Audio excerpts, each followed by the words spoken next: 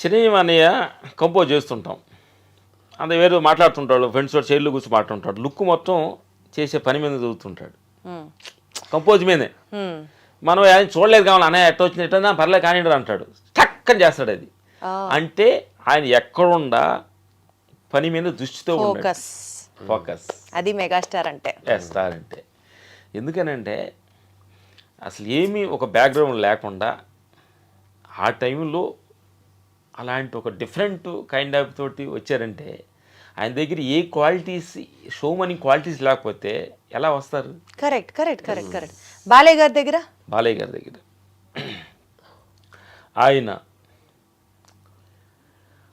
ఆయన రిస్కు అంటే నేను ఎంత ఆడియన్స్కి నేను ఎంత హార్డ్ వర్క్ ఇస్తే అంత వాళ్ళని సాటిస్ఫాక్షన్ అవుతారన్న భావన ఆయనలో 24 hours ఉంటుంది. ఆయన వర్క్ ఆయన ఎంత నేను ప్రతిదానికి నేను రిస్క్ చేస్తానని అలాంటి అటెన్షన్స్ ఆయన్ని కాపాడాలి, మేము ఇంకా ఆపాలి. అంత వర్క్ హాలిక్ ఆయన. ఈరోజు కూడా ప్రజెంట్ సరిపోయారు మీ ఇద్దరు కాంబినేషన్. మీరు వర్క్ హాలికే, వర్క్ చెయ్యాలని ఎప్పుడు అనుకుంటున్నారో ఆయన అంతే అనమాట. అట్లాగే ప్రతి ఒక్కళ్ళు అంటే ఏదో కైండ్ ఆఫ్ ఇప్పుడు ఒక మనిషి ప్రతి మనిషి ఒక 10 మందిలోకి గుర్తింపు వచ్చారంటే ఏ క్వాలిటీస్ లేకపోతే అతను గుర్తింపు పొందలేరు. చాలా మంది వచ్చిన హీరోలు పోయిన వాళ్ళు ఉన్నారు కదా, కాబట్టి ఏదో ఒక క్వాలిటీస్ ఉంటేనే జన హృదయాల్లో వాళ్ళు గూడు కొట్టుకుంటారు. పవన్ కళ్యాణ్ గారు ఆయన ఒక బాడీ లాంగ్వేజ్ అంటే ఆయనలో మీకు బాగా నచ్చిన అంశం ఏంటి, నేర్చుకున్న అంశం ఏంటి? నచ్చిన వంశం ఏంటంటే స్పాట్లో ప్రతి మనిషిని సెట్లో వాళ్ళు తిట్టకూడదు, అరవకూడదు, అందరిలో భగవంతుడిని చూస్తాడు ఆయన, చిన్న పెద్ద అన్ని తేడా లేకుండా. భగవంతుడిని అంత నమ్ముతారా పవన్ కళ్యాణ్ గారు? నమ్మబట్టి అట్టున్నారు, నమ్మబట్టి అట్టున్నారు. బాగా చెప్పారు ఈ మాట, చాలా బాగా చెప్పారు. నమ్మనోళ్ళు చాలా మంది దూరంగా ఉండారు, ఆయన భగవంతుడు దూరంగా ఉన్నారు, నమ్మినోళ్ళు ఆయన దగ్గరగా ఉన్నారు చాలా మంది. దగ్గరగా ఉన్న వాళ్ళు ప్రథమ శిష్యుడు పవన్ కళ్యాణ్ గారు. భగవంతుడు ఏంటంటే అమ్మా 2 రకాలు ఉన్నాయి. భగవంతుడు మనకు తెలియటం 1 లక్షల మంది అయితే భగవంతుడికి ఆయనకి తెలిసిన కొంతమంది ఉన్నారు. భగవంతుడు తెలిసిన మనిషిలో ఒక మనిషి పవన్ కళ్యాణ్ గారు. అసలు అరుపులు ఈ డైలాగ్ అసలు సూపర్. పవన్ ఫ్యాన్స్ అందరూ దీన్ని అసలు మొత్తం ఒక పేజ్ లో పెట్టి ప్రమోట్ చేస్తారు. ఓకే, ఇప్పటిదాకా సినిమాల గురించి మనం మాట్లాడుకున్నవి. అంటే ఇంకొక పాయింట్ అండి సినిమాల గురించి, మీకు ఎప్పుడైనా బాగా దెబ్బలు తగిలే ఉంటాయి, మీరు చేసేదే స్టంట్ కొరియోగ్రఫీ,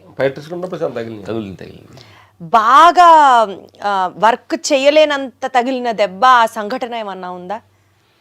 ఇంకా ఈ వర్కులు మనకు తల తగిలి తలకి దెబ్బ తగిలి ఒక 2 days కోమాలో ఉన్నాను. 2 days కోమా? నాకు తెలియదు అసలు. హాస్పిటల్లో తలకి తగిలింది, ఇంజరీ, తమ్ముడికి వాడికేమో కాలుకు కాలర్ బోన్ ఎరిగింది, నీ ఇది అయింది.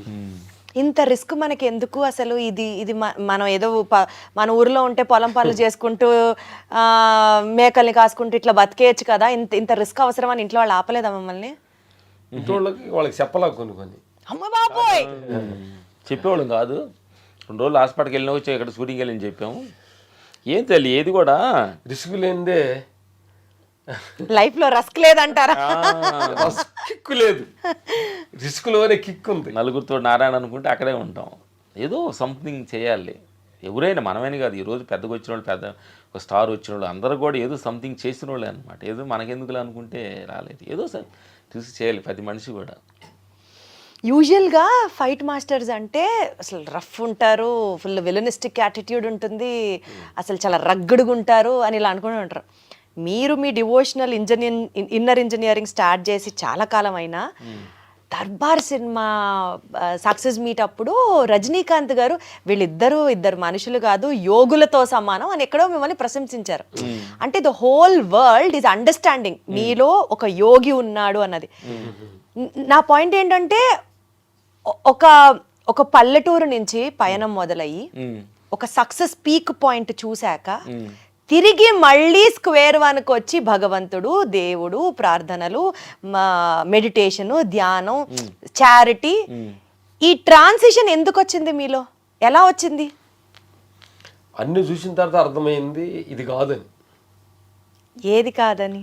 పేరు, డబ్బు,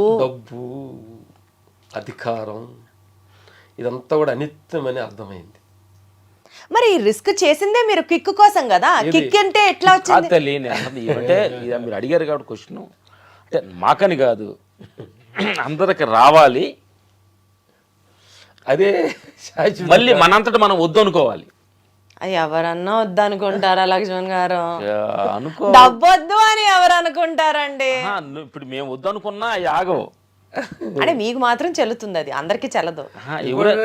తల్లి నేను అంటే ఇంకోటి తల్లి, వద్దు అనుకోవటం, కావాలి కావాలి కావాలనుకోవటంలో కొన్ని జరగవు, కొన్ని ఉండే పాట ఉంది కదా, అనుకున్నవన్నీ జరగవని కొన్ని, అనుకోలేదు ఆగవ కొన్ని, జరిగేవన్నీ మంచికని అనుకోవటమే మంచి పని.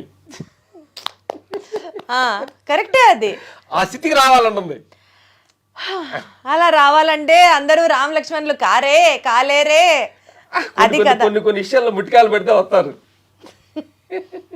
మీరు అలా మారారా మీరు?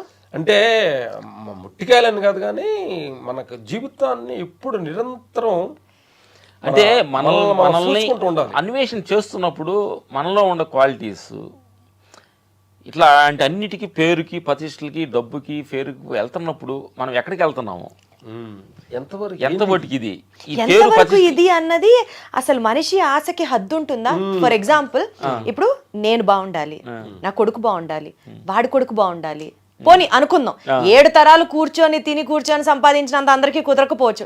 నేను బాగుండాలి, నా కుటుంబం బాగుండాలి, నా కొడుకు బాగుండాలి, వాడి కొడుకు బాగుండాలి, బ్యాంక్ బ్యాలెన్స్లు బాగుండాలి అండ్ బాగా చదివించాలి. ఇది సహజం కదా. నేను ఒక మంచి ఇంట్లో ఉండాలి, మంచి కార్లో తిరగాలి, మంచి బట్టలు వేసుకోవాలి. ఈ లిస్ట్ అనంతరం కదా. అది ఏంటంటే మాకేంటంటే జరుగుతుంది ఏంటంటే తల్లి, ఇది ఎంత వస్తున్నా కానీ అంతులేని కథగా ఉంది. అక్కడ మాకు అన్వేషణ వచ్చేసి ఎంత పేరు వచ్చి పొగుడుతున్నా కానీ ఇంకా పేరు ఎక్స్పెక్ట్ చేస్తున్నాం, ఇంకెంత డబ్బు వస్తున్నా కానీ ఇది కాదు ఇంకా కావాలంటుంది. అంటే దీనికి అంతే ఎక్కడ ఎక్కడ అనేది అసలు ఏంటి ఇది అనేది అసలు ఎక్కడ దేనికి ఏది తెలుసుకుంటే తెలుసుకొని అక్కర్లేదో, ఏది వస్తే ఇక ఏది అక్కర్లేదు అనిపిస్తుందో దాన్ని టచ్ చేద్దాం నేను టచ్ చేసాం అనమాట. అదే. ఓహో, అంటే మీరు కూడా ఎక్స్పెరిమెంట్ చేశారు. ఇప్పుడు ఏం లేదు, మాకు ఇంతకుముందు బాగా ఫేర్ వచ్చిన తర్వాత ఒక బిల్డింగ్ మీద టాప్ మీదకి వెళ్ళినప్పుడు భయం వచ్చి చూస్తే కింద తింగి చూడాలి భయం వచ్చేది. ఎందుకంటే మనం చచ్చిపోతే డబ్బులు లేని ఎవరు తీసుకుంటారు, పేరు పోతే పేరు పోద్దాము అంటే భయం వస్తుంది. డబ్బు లేనోడు డబ్బు వచ్చింది, అన్నం లేనోడు అన్నం వచ్చింది, ఇన్ని వచ్చిన భయం ఎందుకు వస్తుంది అనేది మాలో మేము ఇద్దరే డిస్కషన్ చేసుకున్నాం. ఏదో అసలు ఏంటి అని అప్పుడు ఇన్నర్ ట్రావెల్ చేయటం స్టార్ట్ చేసాం అన్నమాట.